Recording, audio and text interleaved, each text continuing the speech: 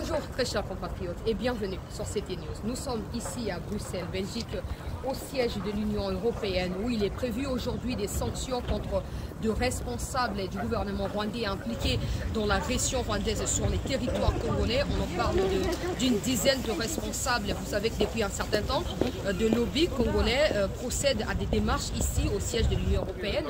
Les députés européens également ont pris part et ont pris l'engagement pour dénoncer cette agression rwandaise. Pour rappel, ça fait presque une année désormais que l'Union européenne a signé un mémorandum d'attente avec le Rwanda sur des matériaux critiques, ce qu'on peut appeler de matières premières critiques qui détermineront les enjeux électroniques dans le monde dans les jours à venir. Alors, dans l'accord, il est prévu l'étain, le contrat également, on en parle, les tungstènes et bien d'autres matériels. Alors là, on voit l'unité pour les futurs 2024-2029. C'est de quel futur qu'il s'agit ici à l'Union européenne? La question que le peuple congolais aimerait poser aujourd'hui, parce qu'il y a des sanctions qui seront prononcées sur les gouvernements rwandais à cause de son invasion sur les territoires congolais avec la prise des Goma, la prise des Bukavu également. La question c'est, il s'agit de quel futur qui est évoqué ici au sein de l'Union européenne? Futur des massacres des enfants congolais, futur des génocides des Congolais, futur de l'extermination du peuple congolais par son voisin qui est le Rwanda et qui est soutenu par l'Union européenne. De quel futur s'agit-il concrètement? Aujourd'hui, nous aimerions dire ceci à l'Union européenne. Vu que nous sommes ici à l'occasion de ces sanctions, comme j'ai réitéré, qui seront très bientôt là prononcées par le Parlement européen, nous devons préciser une chose. Le peuple congolais n'a pas besoin du soutien humanitaire de l'Union européenne. Le peuple congolais a besoin de vivre chez soi en toute paix et en toute sécurité. Ce qui signifie que s'il n'y a pas de guerre, il n'y aura pas de déplacés de guerre. S'il n'y a pas de massacre, il n'y aura pas de victimes des enfants. Et donc, aide humanitaire en termes de vivre ou de quoi que ce soit d'autre n'aura aucun impact ou aucune utilité auprès du peuple congolais.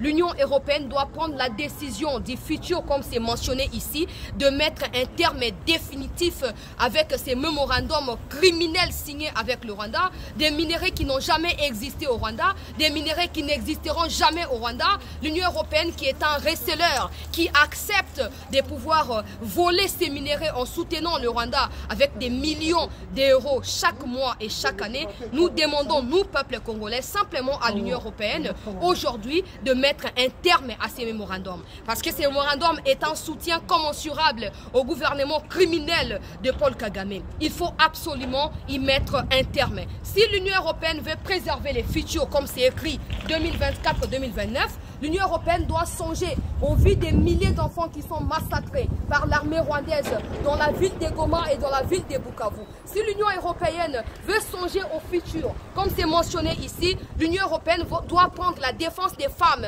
qui sont violées par des militaires rwandais dans la ville de Goma et dans la ville de Bukavu. Il est temps que l'Union européenne fasse la part des choses, où on préserve l'être humain qui est ukrainien, qui est russe, parce que c'est sur les territoires européens, et donc l'Union européenne sera censée mettre un terme à toute coopération au niveau de l'Afrique. Parce que c'en est de trop que des minéraux africains et particulièrement de la République démocratique du Congo servent de soubassement pour financer d'autres guerres de part et d'autre. L'Union européenne doit prendre l'engagement. Si aujourd'hui on veut préserver la vie d'un Ukrainien parce qu'on pense que c'est plus proche de l'Europe que du Congo qui est en Afrique, l'Union européenne doit également prendre ses distances des minéraux qui se trouvent en Afrique et non en Ukraine. L'Union européenne doit choisir aujourd'hui de mettre un terme au fait d'être receleur des minéraux que le Rwanda pille, viole à l'est du Congo et que l'Union européenne puisse décider d'en discuter une bonne fois pour toutes avec l'État congolais de manière je dirais, convenable pour permettre à ce qu'un partenariat équitable soit alors signé entre l'État congolais et l'Union européenne. Nous sommes ici pour des interviews, pour des rencontres dans l'espoir que la situation sera clarifiée. C'en est de trop de voir des enfants. Nous comptabilisons plus de 10 millions de personnes, des enfants qui sont contraints de rejoindre des groupes armés qui viennent de l'étranger. Plus de 10 millions de personnes tuées depuis presque 30 ans aujourd'hui. Ça fait 30 ans que le peuple congolais meurt aux yeux et au sud de l'Union européenne. Ça fait 30 ans que la vie d'un Congolais est réduite en cendres avec la complicité de l'Union européenne. 20 millions chaque moment et à chaque instant aux côtés de l'armée rwandaise, sachant que cette armée, ça donne à elle-même l'autorisation d'envahir le Congo sans y être invité. Il est temps d'y mettre un terme définitif. Donc, peuple congolais, je vais également m'adresser à vous directement. Nous devons continuer, vous qui vivez ici, parce que moi je suis de passage, mais j'ai saisi l'occasion pour être ici, parce que c'est un jour important dans la guerre diplomatique que notre pays est en train de mener. Donc vous qui vivez ici, je vous prie de continuer à maximiser la pression sur l'Union européenne.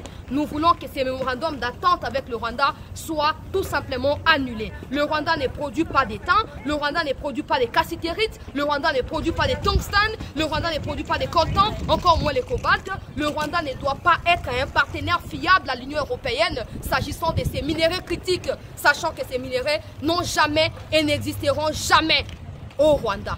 Vive le peuple congolais.